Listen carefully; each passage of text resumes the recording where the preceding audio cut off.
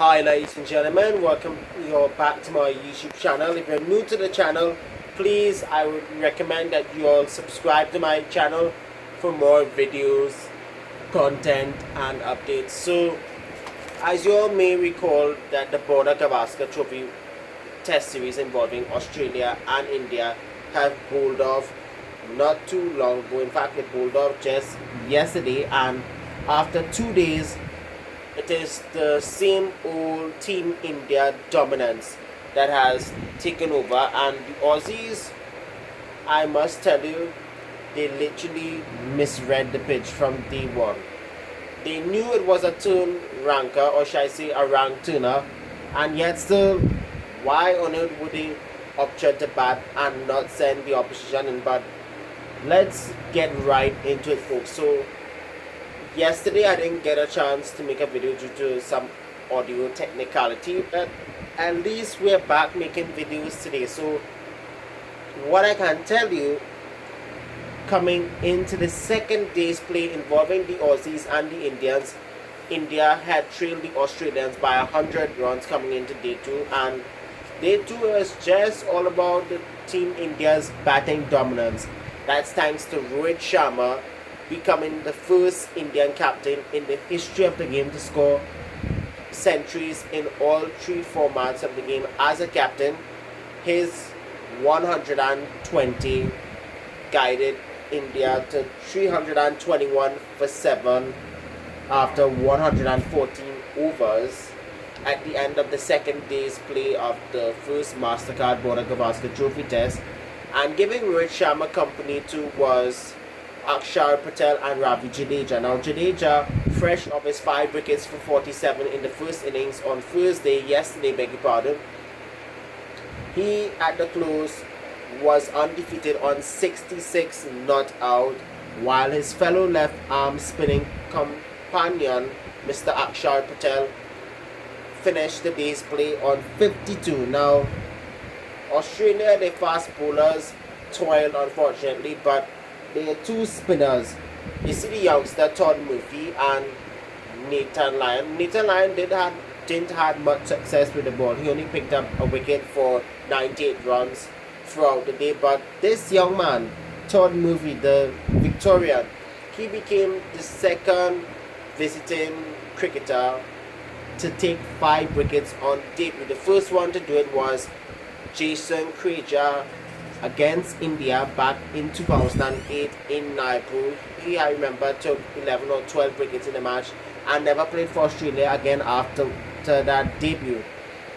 Murphy, he took 5 for 82, including the big wicket of Virat Kohli, who made 12, and his problems against spin continues, even though he has been piling up the runs in the white ball format. But when it comes to the test format, he's been struggling, and it's been happening for a little while now.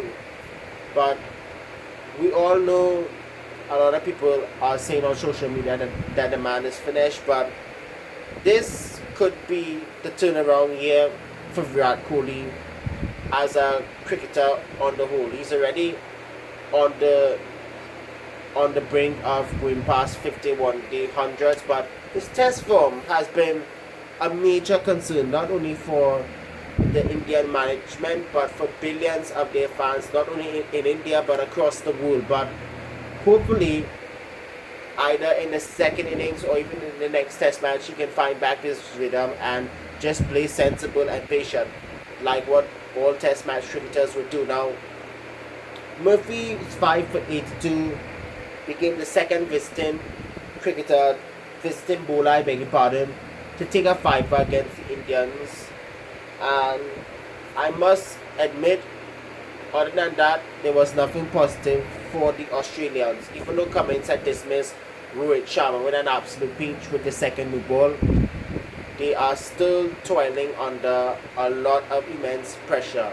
So my prediction for day 3 for the Indians is try and score quick runs, get a decoration, then go on the attack to the Australian batters. As for the Aussies, they have 3 wickets to try and take up on day 3. If they don't get any wickets in the first half an hour, they are already out of the game. let me just say this, even though India are trailing in Peggy pardon, even though India are leading, Australia, they are on the brink of another defeat in India. Now, Australia, the last time when they visited India, they had lost 2-1, even though they had won up in Pune. The second one in Bangalore, they had collapsed. Then, I believe the test and ranch was adjourned in Dharamsala, which, speaking of Dharamsala, I'll get to that in a second though, my friends.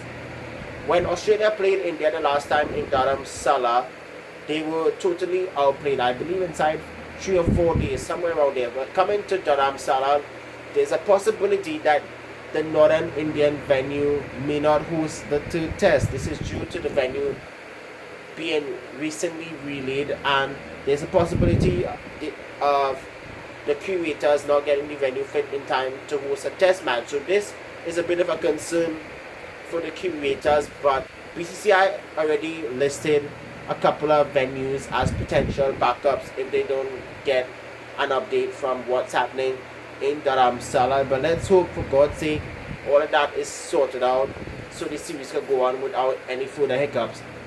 The first test, so far India are leading by 144, and the second test starts in Delhi next week, then Dharamsala, and I think the final test is in Ahmedabad. Over 100,000 people supposed to attend that. Now, moving away from the broader Gavaskar Trophy for a bit, the ICC Women's World T20 pulled off today with a huge shocker on day one as the Sri Lankan women, led by Atupatu, stunned the Proteas women by only 3 runs. Now, I don't have the scores with but in a subsequent video I'll talk about more of the women's World T20 scores, and also whenever I get the opportunity, also for the cricketers going on, I can tell you that Barbados Pride, they defeated Jamaica's Scorpions by 6 wickets. Guyana, they're on the brink of defeat against, I believe it's the Windwards, and Leewards are trailing Trinidad and Tobago Red Force by 175 going into the last day.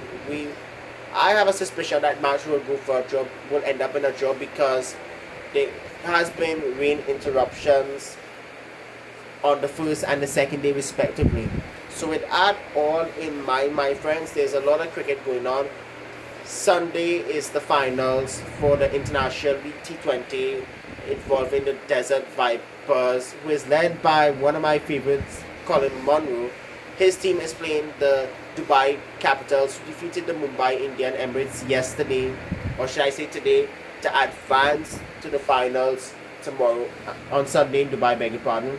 And also the South African inaugural T20 League final is also on the same day. Then after Sunday comes the PSL, which starts on the 13th of February and running till March.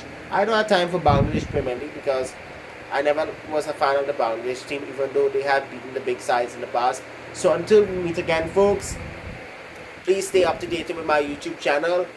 Click the subscribe button, hit like, share the video, and also please comment. Let's get those viewership up and running rather than have it on a downward trend. So until we meet again, my friends, or should I say mi amigos, nos vemos mañana. Adios, my friends.